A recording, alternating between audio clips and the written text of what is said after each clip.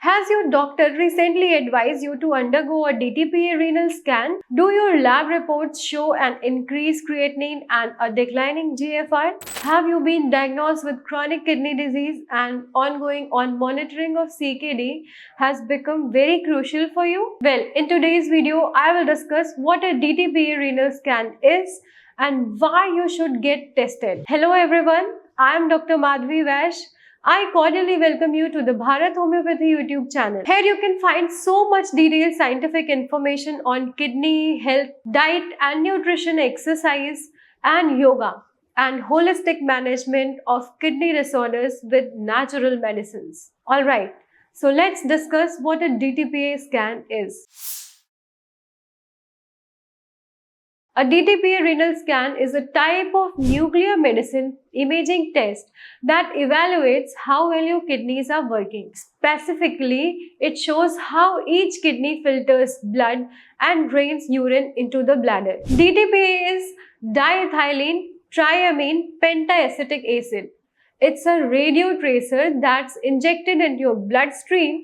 Your kidneys naturally process this tracer, allowing doctors to see blood flow, GFR and drainage patterns through renal scan. Now, let's know the key functions of DTPA renal scan. It assesses each kidney's function independently, be it the right one or the left. It gives a clear picture of both, how well they are working. It gives an accurate measure of glomerular filtration rate, that is GFR. It detects obstruction or blockages in the kidney. It helps in transplant evaluations, when to begin the transplant procedure. Let's understand why kidney patients should undergo a DTPA renal scan. It detects asymmetric kidney function. It identifies early obstruction or blockage of kidneys. It helps determine if surgery or any operation measures are needed. It assists in planning dialysis or transplant timing. Now let's understand what happens during a DTPA renal scan, so you know exactly what to expect. The first step is the preparation. You need to fast for hours, or no major fasting is required. What simple thing you need to do is to drink 1 liter of water in 1 hour prior to your examination. You can go to the toilet as often as you need to. You should tell your doctor if you are taking any kind of medicine, especially diuretic or ACE inhibitors. Let your doctor know if you are pregnant or breastfeeding. Now the second step is to inject the radio tracer. A small intravenous line is inserted into your arm. The DTPA tracer is injected. It's generally safe with minimal radiation. The third step is imaging. You will lie on a scanner table. A gamma camera will track the radio tracer's movement through your kidneys.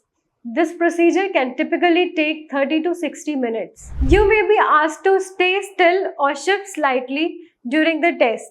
A second injection of Lasix may be given to promote the kidneys to empty. The end of the scan, you may be asked to go to the toilet and empty your bladder, then return for further 5 minutes of imaging.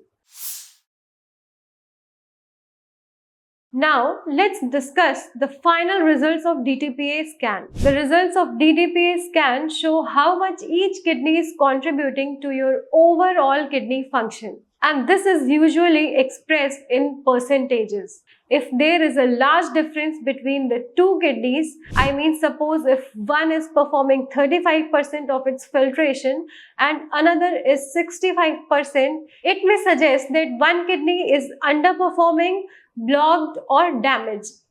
Well, a DTPA scan can reveal the function of each kidney separately: obstructive uropathy, delayed excretion, renal artery narrowing and post-transplant perfusion problem. Alright, so this is a complete insight into a DTPA renal scan.